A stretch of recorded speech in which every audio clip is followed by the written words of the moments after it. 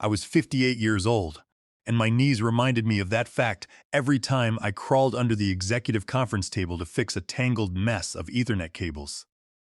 Why the CEO's espresso machine was hissing like a punctured tire was beyond me, but there I was. Flashlight gripped between my teeth, hands coated in a thin layer of dust that had probably been there since the Bush administration. The machine was wired into the exact same breaker as the HVAC system for the entire West Wing. It was a stupid setup, something I discovered the hard way during the great cappuccino-induced blackout of 2011. Nobody documented that little quirk. Then again, nobody at Novatech Solutions documented much of anything unless it could be put into a flashy PowerPoint and shown to investors. My name is Henry Caldwell.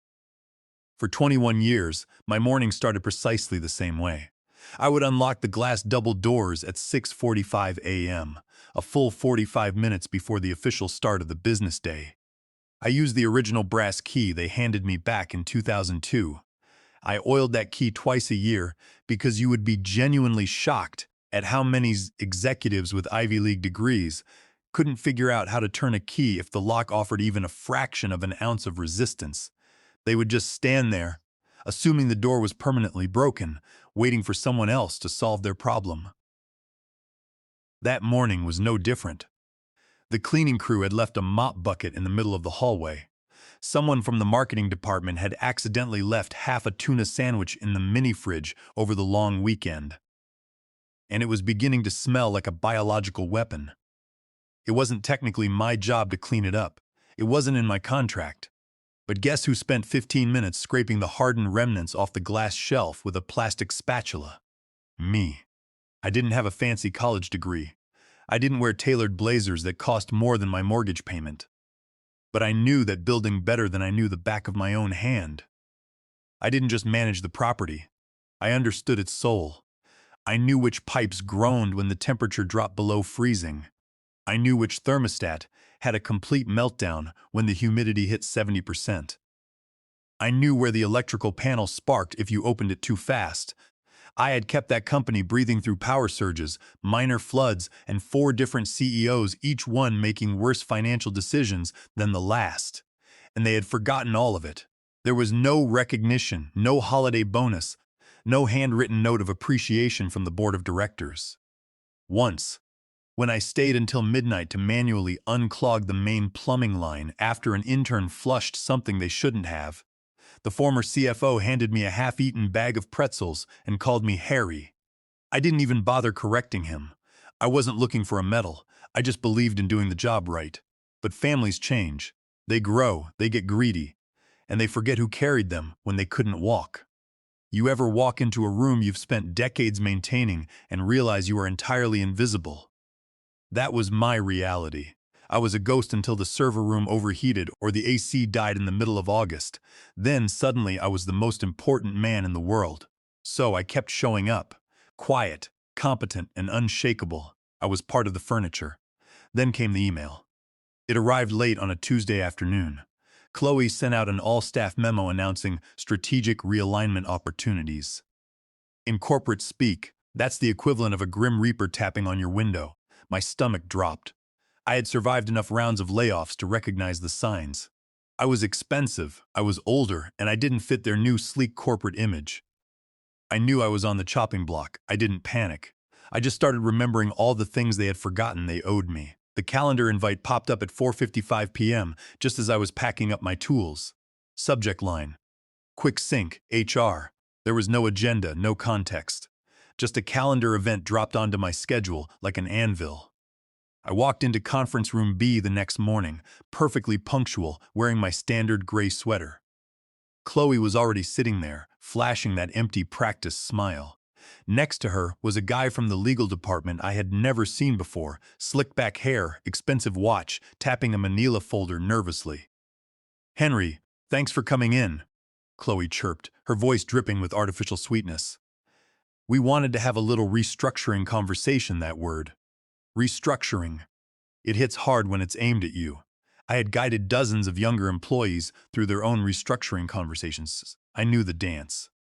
First the smile, then the folder, then the meaningless apology. We are moving the company in a new direction, she continued. I just stared at her. And that direction doesn't include the man who keeps the lights on? Silence. Then, the legal guy pushed the folder across the table. Inside was a generic severance package, 3 months of pay, a strict non-disclosure agreement, health insurance coverage until the end of the month. It was an insult. The termination letter didn't even have my correct title. They referred to me as Henry C. Caldwell, receptionist. 21 years of loyalty, and they couldn't even bother to look up my job title. We need to collect your ID badge and your keys today, the lawyer stated, his voice flat and robotic, along with any other company property in your possession. I took a deep breath, the kind that fills your lungs with absolute clarity. I reached into my pocket, pulled out my security badge, and tossed it onto the glass table. Next came the keys, all 12 of them, labeled in my own handwriting from 2 decades ago. Are you absolutely sure you want these? I asked, looking directly into Chloe's eyes. She blinked, momentarily confused. Excuse me? I'm giving you one last chance. Are you sure you want me to hand over these keys? She gave me that patronizing, sympathetic look. Henry, please understand. It's not personal. It's just business. I am well aware of what it is, I said, standing up from the chair. Just remember, you cannot discard what you never took the time to understand. I turned and walked out of the room before the anger could boil over. The hallway felt different now, the ambient hum of the servers, the slight chill from the vents. It all belonged to them now, or so they thought. They wanted to erase me, to treat me like a minor inconvenience, to be swept under the rug. But they had forgotten one crucial detail. They forgot who actually owned the ground they were standing on. The sunlight felt harsh against my skin as I walked out of the building.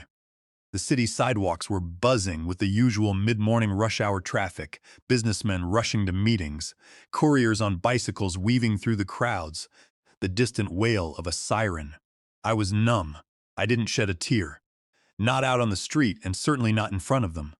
After 21 years of cleaning up their messes, fixing their specialized espresso machines, and calming their over-caffeinated interns during server crashes, they just wanted to forget me. They wanted to tie a neat little bow on my 2 decades of service and toss me into the recycling bin. Fine. Let them forget. But they had forgotten entirely too much. I didn't drive straight home. I pulled my pickup truck into a diner parking lot, sat with the engine idling, and called Simon. Simon was the kid who used to mow my lawn back in the late 90s. He was a skinny teenager with a terrible haircut back then. Now, he was a ruthless commercial real estate attorney, with a Bluetooth earpiece permanently glued to his head and a nervous twitch that appeared whenever someone mentioned the word arbitration. No, I replied, staring out at the traffic. But it is about to be. Do you remember that master lease agreement we drew up in 2002? I smiled. It was the first time I had smiled all morning, and it was not a warm expression. It was a dangerous one. They just asked for the keys, Simon. So I think it is time I gave them absolutely everything they asked for. The folder was a faded manila envelope, labeled in bold black marker, Master Lease 2002 Henry only. I pulled it out with the meticulous care of a bomb squad technician handling a live explosive. Inside was the original lease agreement, the 7 subsequent amendments, a faded receipt for the lobby rug I bought out of my own pocket before the company could afford real furniture, and 3 sticky notes with doodles from the original founder's kid. 21 years ago, Novatech Solutions was a pipe dream. They had 0 revenue, non-existent credit, 1 single laptop, and a fax line that sounded like it was constantly dying. The founder sat across from me at a cheap diner and begged me to co-sign the lease. If I didn't, they would be working out of his humid garage. I didn't just co-sign it. I put the entire damn thing in my name. Just until we get on our feet, he had promised. We never had that conversation again, because after that day, it was always me who handled the renewals. It was me who dealt with the property manager. It was me who coordinated the expensive HVAC installations, the carpet replacements, and the pest control. The executives never bothered to take my name off the lease. They never even asked. They just assumed it was handled. I sat at my kitchen table, cracked open a cold soda, and started reading the fine print like my dignity depended on it. Which, in a way, it did. I blinked and read it again, tracing the words with my index finger. Then I checked the expiration date, August 1st. Today was August 3rd. They were 2 days late. The company hadn't renewed. They hadn't sent an email. There was not a peep from the legal department, not a single word from Chloe in HR. No panicked phone calls about zoning laws or rental terms. They were so busy patting each other on the back, playing musical chairs with C-suite titles, and planning their strategic realignment that they missed the most critical deadline in the company's physical existence. I leaned back in my chair, a slow, calculated grin spreading across my face. It wasn't just the fact that they fired me, it was the insulting, dismissive way they had done it. Like a smudge on a pristine window. Like I was a disposable commodity with a binder full of irrelevant trivia. But my trivia literally ran the building. They forgot I was still the legal lessee. And because of their oversight, they were now legally squatting in my building with their fancy espresso machines. I picked up my phone and started scrolling through my contacts. The commercial property insurance policy? Still in my name. The HVAC maintenance contract? Renewed just last year under my personal email address. The nightly cleaning services? They only showed up because I authorized the payments every month under a generic building freshness fund. Every single utility was routed through a master account I opened with the city in 2005. I could have warned them. I could have sent a polite email to Julian, forwarding the lease terms with a subject line reading, "Hey, I think you forgot something." But that is not what they would have done if the roles were reversed.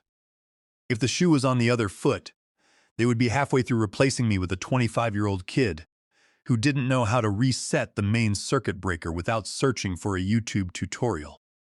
So, I closed the folder. I pulled out my laptop and called Simon back.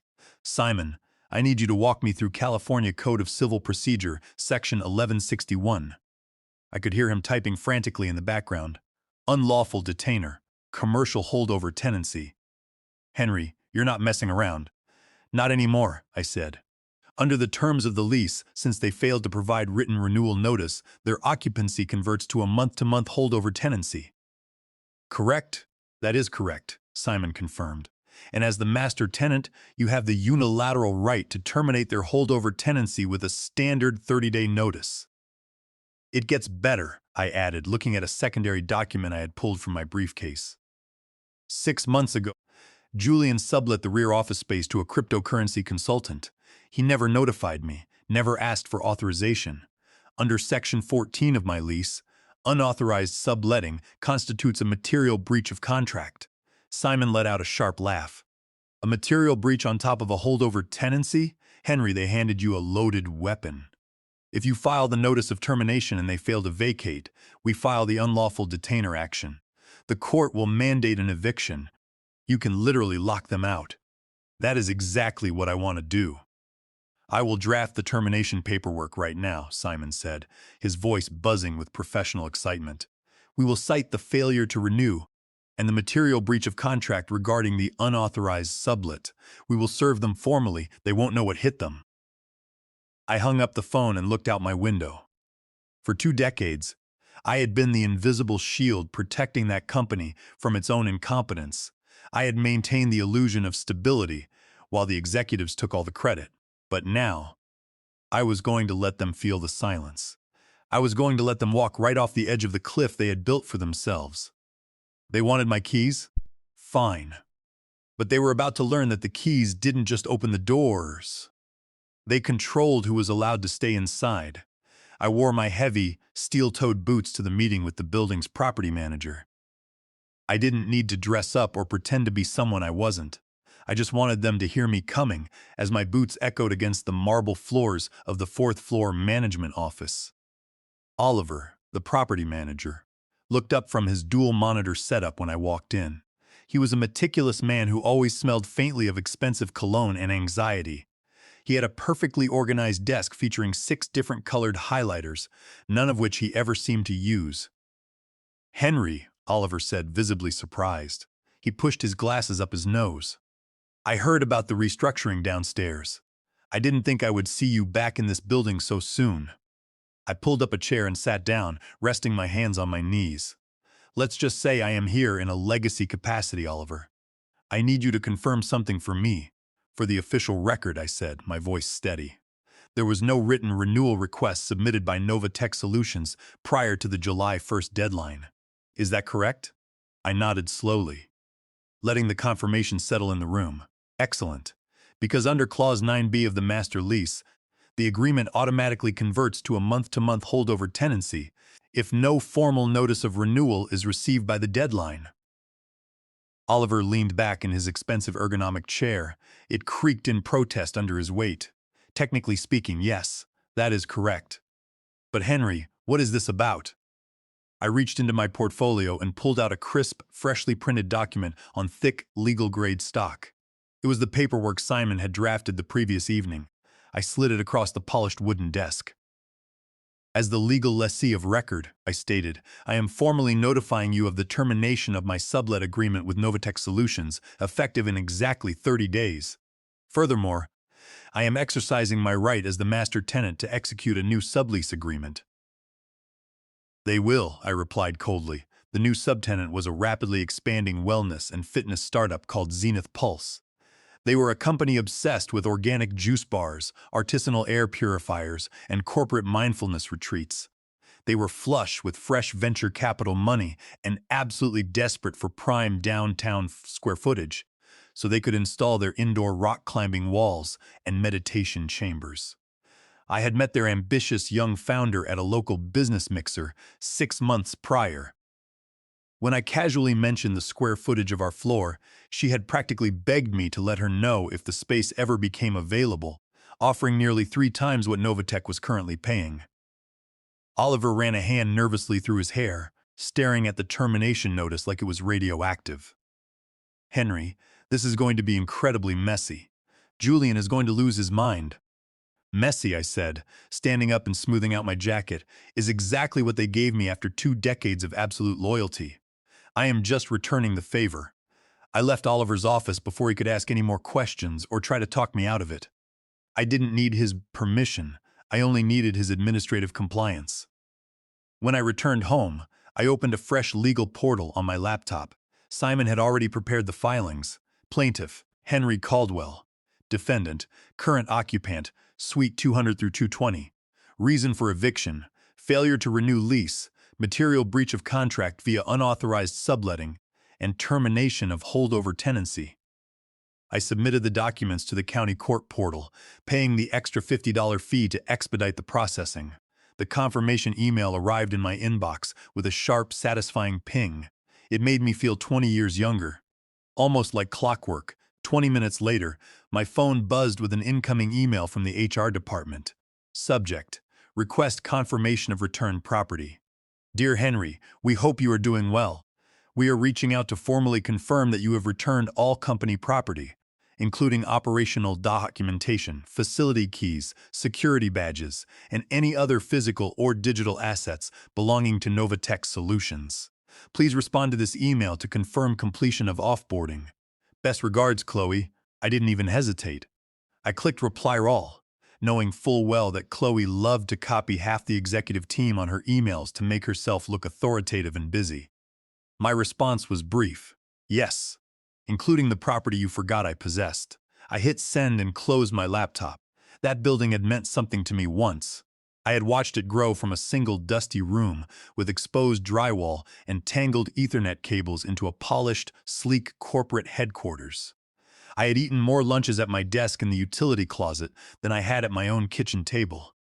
I had laughed with the exhausted interns, and I had stayed late to comfort employees who had just been laid off by the very executives I was protecting. I had given that building its pulse. But loyalty has an expiration date, and mine had run out the moment they slid that insulting severance package across the conference room table. I wasn't just getting even anymore. I was reclaiming my territory. 2 mornings later, the legal gears began to turn. I stood in my kitchen, sipping a black coffee, staring at the certified mail receipt in my hand. It was stamped with the official county court seal, notice of termination and demand to vacate premises. My name was printed in bold at the top. It felt surreal, like reading my own obituary, except instead of an ending, it was a resurrection. Across town, the identical envelope was delivered to the Novatech Solutions reception desk at exactly 9:15 a.m. The courier required a signature, standard procedure for a 30-day eviction notice resulting from a failure to renew. The problem was the receptionist working that morning was a young temp named Zoe. She was preoccupied with her phone and chewing a piece of blue bubble gum. When the courier handed her the thick, ominous envelope, she barely glanced at it.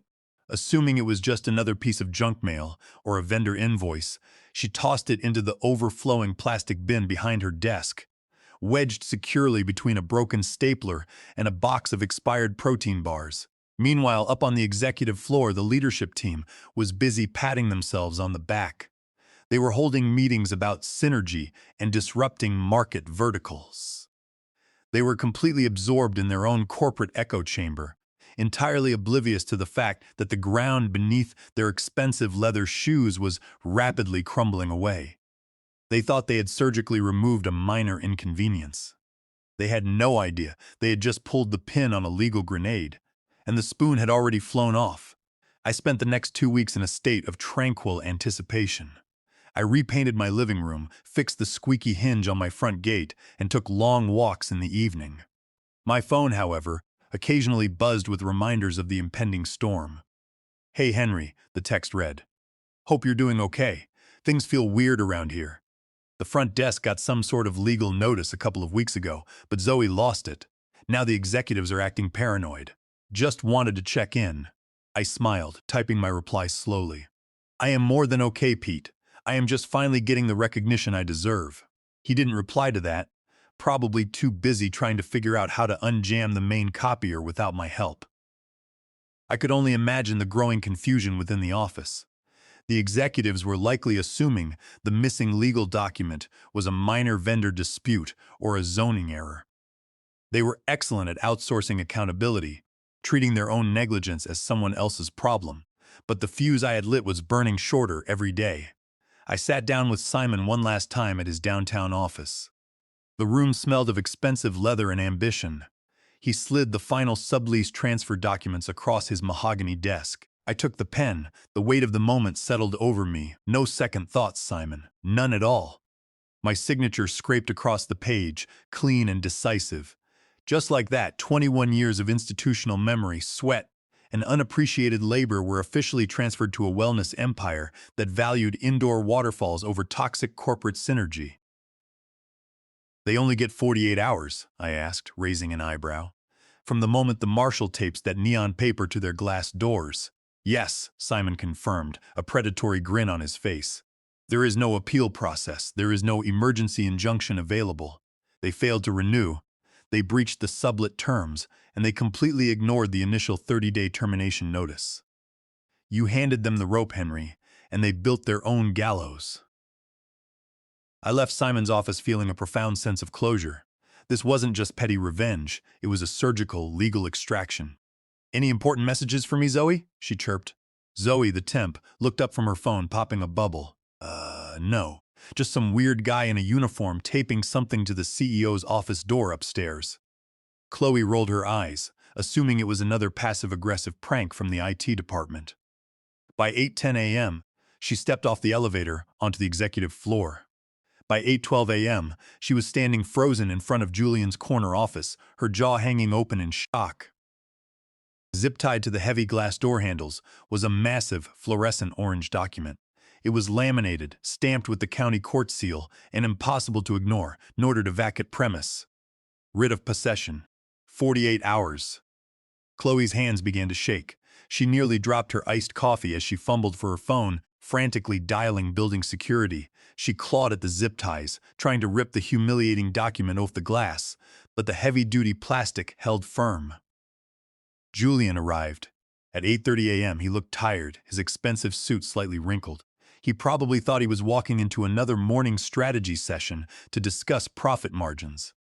Instead, he found Chloe hyperventilating, the entire sales team hovering in the hallway whispering, and a legally binding eviction notice dominating his office door. He yanked at the paper, his face turning an angry shade of crimson. He read the bold print once, blinked, and read it again. At 9 a.m. sharp, Julian's phone rang. It was Oliver, the property manager. "Julian," Oliver said, his voice dripping with forced corporate neutrality. I am calling to formally confirm the enforcement of the lease termination. We sent the initial notifications via certified mail over a month ago. We received zero response from your legal department, so we naturally assumed your silence was an intentional forfeiture of the space. Intentional forfeiture? Julian bellowed, pacing frantically in front of the locked glass doors. Are you insane? Who ignores a legal eviction notice? Apparently your company does, Oliver replied smoothly. By 10 a.m., the entire executive floor was in a state of absolute panic.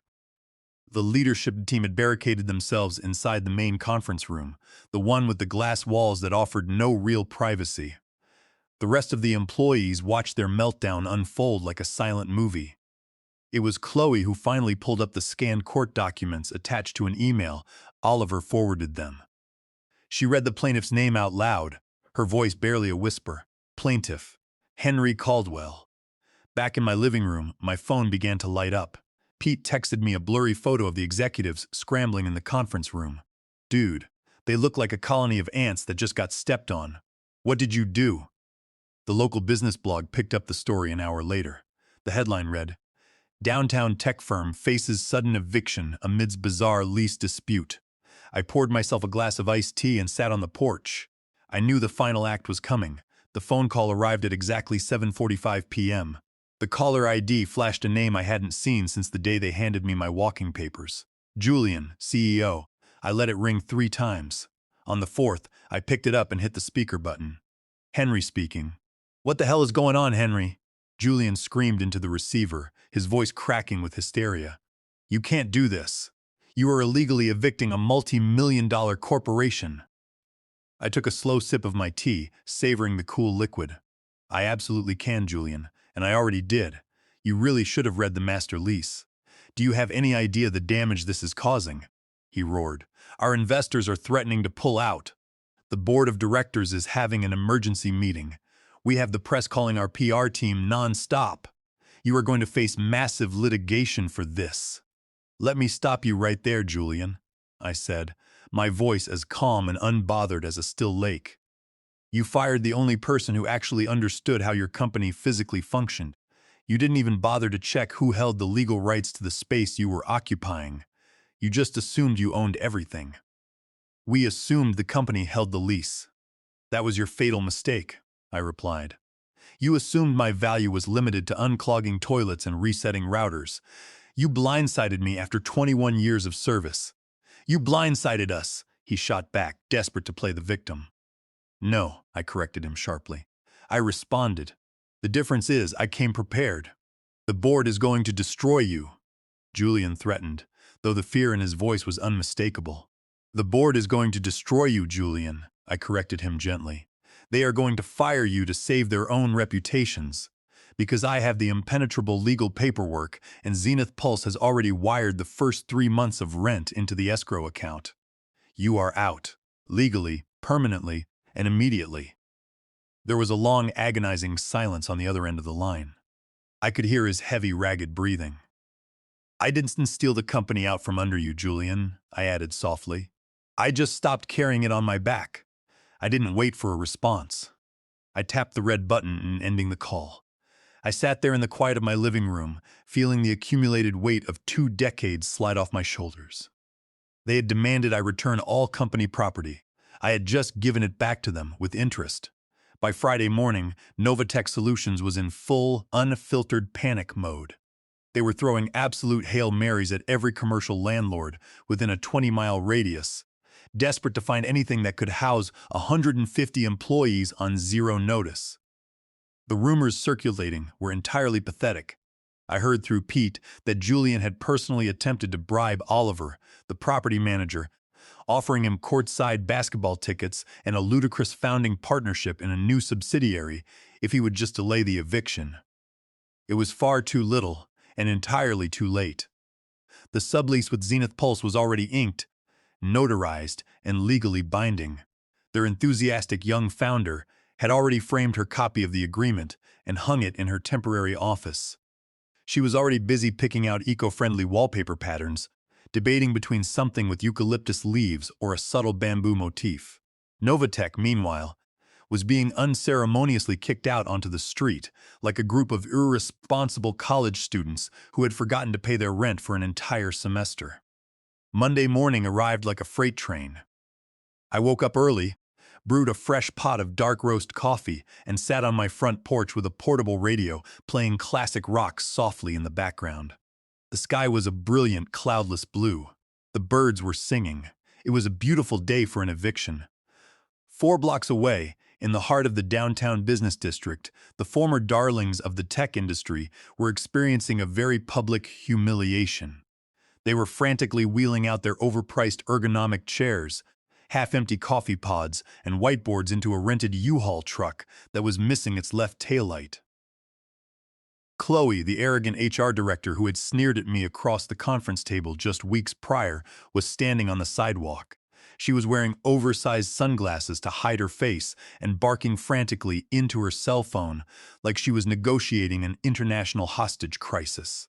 Someone from the IT department had mockingly taped a piece of printer paper to the side of the moving truck that read, "Strategic relocation." A crowd of curious onlookers began to gather. People from neighboring office buildings were filming the chaos on their phones, and then, the absolute pinnacle of the morning occurred.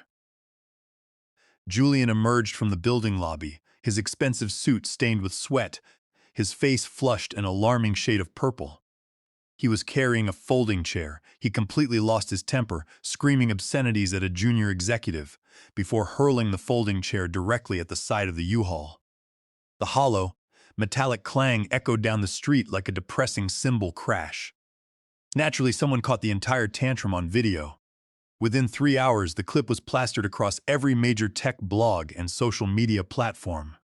The headline read, "When your corporate hubris hits back harder than your IPO plans." The comment sections were absolutely brutal.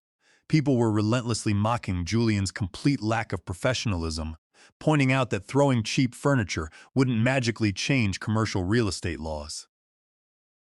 Back at my house, there was a polite knock on my front door. I opened it to find a delivery courier holding a massive, cellophane-wrapped gift basket. It was packed with organic fruit, expensive herbal teas, and a jar of imported honey. Attached to the handle was a handwritten note on thick, recycled paper. "Henry, thank you for making the space available, and thank you for the incredible story. We will take excellent care of the building. In wellness and gratitude, the Zenith Pulse team." I laughed. It was a deep, genuine laugh from the bottom of my chest. The first real laugh I had enjoyed in months.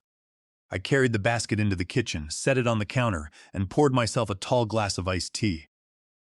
I walked down my hallway, pausing in front of the small gallery wall where I kept my family photos and a framed copy of my very first paycheck from the 1980s. I opened a small wooden drawer on the console table and pulled out the one item I had chosen to keep from my 2 decades at Novatech Solutions. It wasn't a plaque. It wasn't a certificate of appreciation. It was just a small piece of worn metal. The original brass office key from 2002. I hung the key on a small hook next to my photos, treating it like a hard-won trophy. I didn't keep it because it unlocked anything important anymore. I kept it because it represented a closed chapter. It was the key that had once opened every door for them, and ultimately, it was the key that allowed me to permanently lock them out. I had ended my tenure exactly how I wanted, quietly, legally, and with absolute finality. Appreciate you sticking around, you legends of the break room. If you enjoyed this little lesson in corporate justice, hit that subscribe button for more chaos. Let's make your arrogant old managers spill their coffee in absolute fear.